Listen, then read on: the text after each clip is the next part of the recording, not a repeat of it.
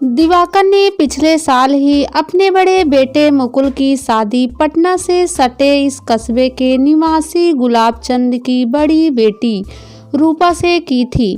लड़की देखने आए तो गुलाबचंद और निर्मला के व्यवहार से इतना प्रभावित हुए थे कि अनान फनान में रिश्ते के लिए हाँ कर दी थी। शादी बिना दान दहेज के बड़ी धूमधाम से हुई। गुलाबचंद दब्बू किस्म के मर्द थे। ऐसे ही होता है, दब्बू किस्म के मर्दों की पत्नियां मुखर होती हैं। लेकिन दिवाकर को निर्मला से इस तरह से बातचीत या ऐसे तेवर की उम्मीद नहीं थी। पिछले 2 महीने से नाराज होकर आने के बाद रूपा मायके में थी। दिवाकर ने सोचा था पटना का अपना काम निपटाने के बाद समधी से मिलकर रूपा की विदाई के बारे में बात कर लेंगे। दिवाकर ने रूपा के मायके गए, रूपा को ले जाने की बात की, लेकिन समधिन ने विदा करने मना कर दिए। निर्मला समधिन के तीखे स्वर और तीखी बातों ने दिवाकर को बेचैन कर दिए। असहजता महसूस करते हुए बोले, क्या कह रही हैं आप समधिन जी? मैं ठीक कह रही हूँ दिवाकर जी, निर्मला बोली। आपने मेरी बेटी को ले जाकर पिंजरे में बंद कर दिया, ऊपर से कई तरह की पाबंदियाँ की। यह मत करो, वैसा मत पहनो, ऐसे मत खाओ, उधर मत जाओ। वह क्या जानवर है जो गाय समझकर गौशाला में खूंटे से बांध दी? इस पर हमें ही दोषी ठहराते हैं कि बच्चों पर हमारा कंट्रोल नहीं है। दिवाकर को अब समझ में आया कि समधिन का गुस्सा उनकी उस बात पर है जो उन्होंने गुलाबचंद से जब वह रूपा को लाने गए थे तो कही थी। शादी के बाद ससुराल आई रूपा की चाल ढाल और व्यवहार से दिवाकर संतुष्ट नहीं थे। रूपा घर के अदब व कायदों को मानने को राजी नहीं थी। वह उसे बंदिश लगते थे। दिवाकर रूढ़वादी नहीं थे, परंतु अमर्यादित आज़ादी और खुलापन उन्हें पसंद नहीं था। रूपा उनकी बहू की उस तस्वीर से बिल्कुल अलग थी। वह देर रात तक टीवी पर सिनेमा व धारावाही देखती, देर से सोकर उठती, उठने के बाद उसे बेड टी चाहिए थी। रसोई का नाम सुनते ही उसका सिर दर्द करने लगता। वह सिर्फ मुकुल को अपना समझती थी, घर के बाकी किसी सदस्य से उसे कोई मतलब नहीं था। दिवाकर ने रूपा को बेटी की तरह मानते हुए हर तरह के से समझाने की कोशिश की कि बेटी यह तुम्हारा घर है, तुम इस घर की बड़ी बहू हो, घर की जिम्मेदारियों को समझो। लेकिन रूपा में जरा भी परिवर्तन नहीं हुआ। फिर भी दिवाकर को विश्वास था कि रूपा समझ के साथ धीरे धीरे इन बातों और अपनी जिम्मेदारियों को समझने लगेगी। आखिर बच्ची ही तो थी, उससे इतनी जल्दी प्रौढ़ता की उम्मीद करना भूल होगी। फिर जिस घर में उन्मुक्तता का वातावरण हो और जहां माता पिता ने अपनी संतानों को जिम्मेदारियों का पाठ न पढ़ाया हो, बेटियों को बेटी और बहू का अंतर न समझाया हो, वहां ऐसा होना बहुत स्वाभाविक है। इसमें दोष रूपा का नहीं, उसके माता पिता का है। गुलाबचंद रूपा को लेने आए तो बातों ही बातों में दिवाकर कह बैठे, भाई साहब बुरा मत मानिएगा, आपके घर में बच्चों पर आपका नियंत्रण नहीं है। असल में दिवाकर का इशारा रूपा की ओर था, जिसे समझाकर वह हार चुके थे और हर तरह का प्रयत्न करके भी परिवार की धारा में नहीं ला पा रहे थे। विवाद वहीं उत्पन्न होता है जहां व्यक्ति सीमा रेखा का उल्लंघन करता है। दिवाकर को लगा निर्मला अपनी पारिवारिक सीमा लांघ कर उनकी पारिवारिक व्यवस्था में दखल देने की ज्यादती कर रही है। वह बोल उठे, सचमुच आपके घर में किसी पर किसी का नियंत्रण नहीं है, सभी अपने मन के हैं, बड़ों की इज्जत की किसी को परवाह नहीं।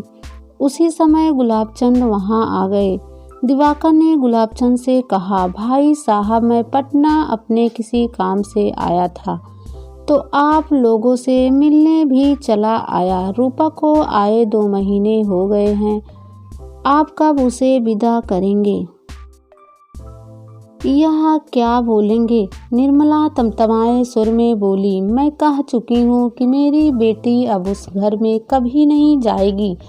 आप एक बात भूल रही हैं समधिन जी। दिवाकर कुर्सी छोड़कर खड़े हो गए और समझाते हुए बोले, ये रूपा अब हमारे घर की बहू है, उस पर आपका नहीं हमारा हक बनता है।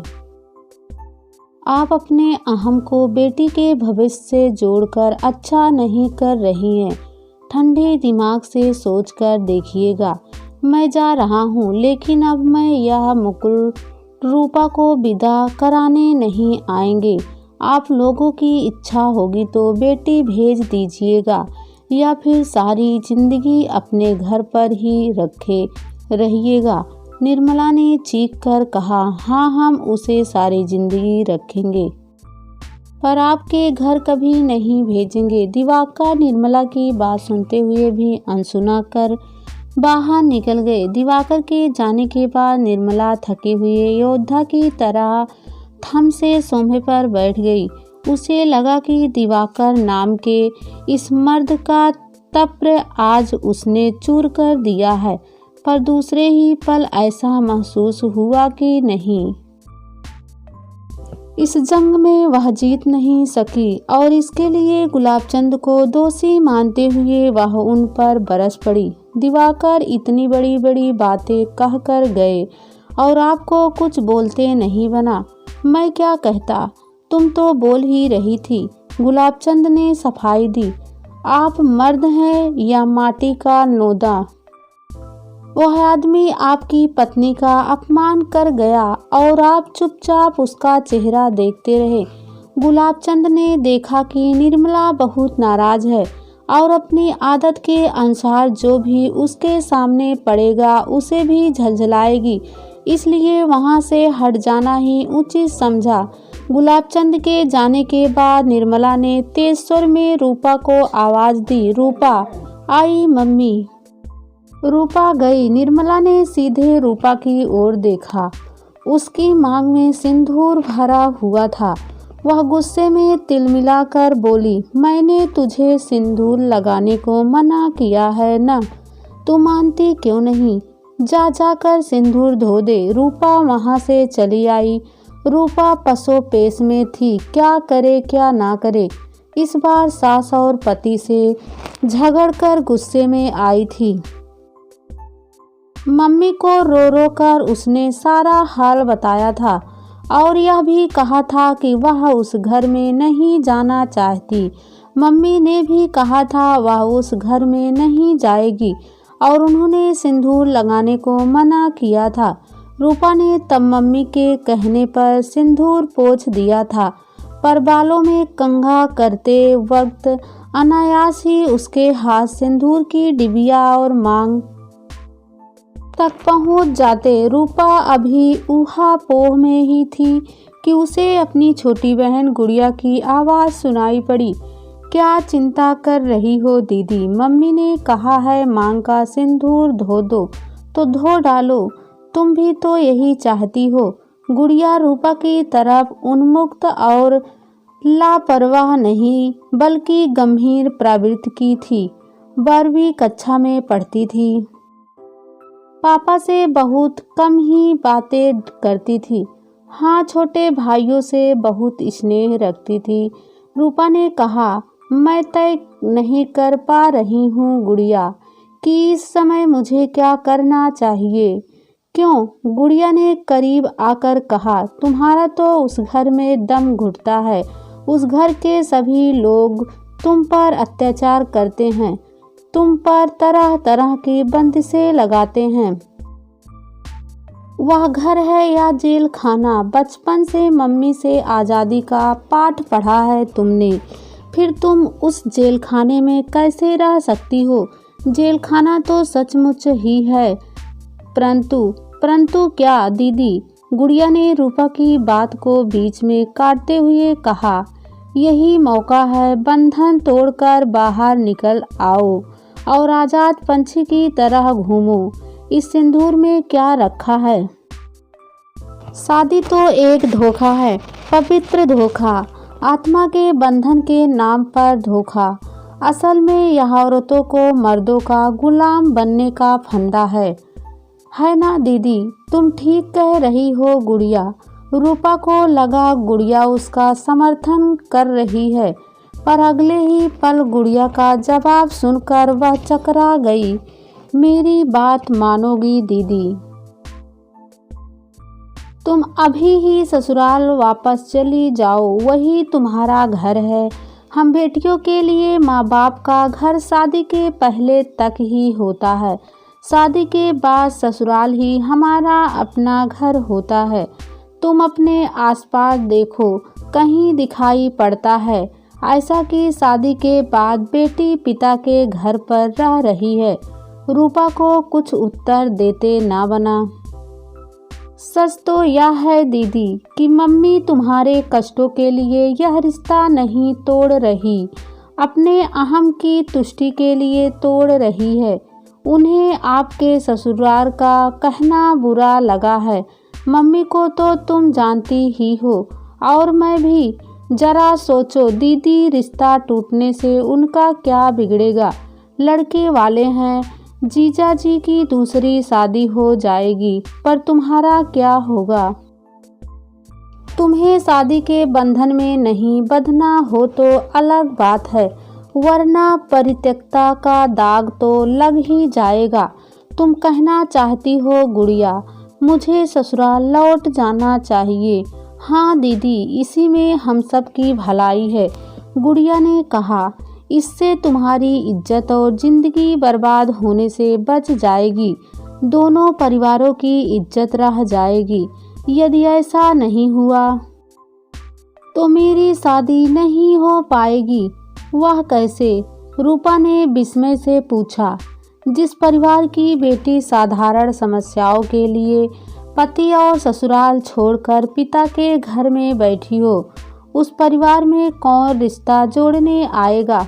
गुड़िया ने कहा। लेकिन मम्मी की परवाह मत करो दीदी, तुम अपना भविष्य देखो। मम्मी भी तो किसी घर की बेटी है। वह क्यों नहीं रही अपने मायके में, जो तुम्हारी ससुराल छुड़ाना चाहती है? रूपा ने आश्चर्य से गुड़िया की ओर देखा कि इतनी छोटी सी लड़की और इतनी समझदारी, इतना ज्ञान कहाँ से आया इसके पास? एक बात तुम्हें और बताती हूँ दीदी, लड़का हो या लड़की, उम्र के साथ जिम्मेदारियाँ भी बदलती हैं और उसी के साथ विचार भी। आज मम्मी जीन्स पहने तो अच्छा लगेगा, बोलो ना, अच्छा लगेगा। ठीक उसी तरह बहू के लिबाब में मर्यादा की मांग की जाए तो बुरा क्यों लगना चाहिए? तुम तो सलवार कमीज ही पहनती रही, मुझे जीन्स पसंद है, परंतु शादी के बाद बहू की मर्यादा वाला लिबास ही पहनूंगी। गुड़िया और भी कुछ कहती, पर रूपा अपने भीतर चल रहे मंथन में डूब गई। अगली सुबह रूपा मम्मी के सामने आई तो निर्मला ने उसे देखा। वह ससुराल की साड़ी पहने और श्रृंगार किए हुए थी, मांग में सिंदूर दमक रहा था। निर्मला चीख उठी, यह क्या किया तूने? मैंने तुझे सिंदूर धो देने को कहा था, पति के जीवित रहते सिंदूर नहीं धो सकती। रूपा ने साहस करके कहा। कौन पति? कैसा पति? मर गया तेरा पति। मम्मी ऐसा मत कहिए, मैं ससुराल जाने के लिए आपसे अनुमति लेने आई हूँ। क्या ससुराल जाएगी? दिमाग फिर गया है तेरा? दिमाग तो पहले फिरा हुआ था। मम्मी बगल के कमरे से निकलकर गुड़िया सामने आ गई। तुम्हें तो खुश होना चाहिए कि दीदी अपने घर जा रही है। इसके साथ ही महीनों से चला आ रहा दोनों परिवारों के बीच का तनाव खत्म हो जाएगा। तू चुप रह, बड़ी समझदार हो गई है, मेरी कोख से जन्मी मुझे को सबक सिखा रही है। निर्मला गर्जी। तुम चाहे जितना बिगड़ लो मम्मी, दीदी अब यहाँ नहीं रहेगी, अपनी ससुराल जाएंगी आज और अभी। देखती हूँ कौन ले जाता है इसे। निर्मला चीखी, पापा लेकर जाएंगे और यदि पापा नहीं ले गए तो मैं दीदी को छोड़कर आऊंगी। निर्मला अपना गुस्सा नहीं रोक सकी, उठकर एक जोरदार तमाचा जड़ दिया गुड़िया के गाल पर, फिर उसकी गर्दन पकड़कर झकझोरने लगी। नालायक, मुझे जवाब देती है। रूपा गुड़िया को छुड़ाकर निर्मला के सामने सीधे खड़ी हो गई। उसकी आंखों में आज तेज था। निर्मला की आंखों में देखते हुए बोली, बस कीजिए मम्मी, हद हो गई। मैं बच्ची नहीं हूँ, अपने बारे में सोचने समझने और फैसला लेने का मुझे भी पूरा हक है। मैंने ससुराल वापस जाने का फैसला कर लिया है और जाऊंगी ही, मुझे कोई नहीं रोक सकता। निर्मला हार कर धम से सोफे पर बैठ गई। कल दिवाकर के साथ बहस की जंग में जीती थी या हारी थी, ठीक ठीक नहीं मालूम, पर आज अपनी सत्ता और अहम के युद्ध में पूरी तरह हार गई हूँ मैं।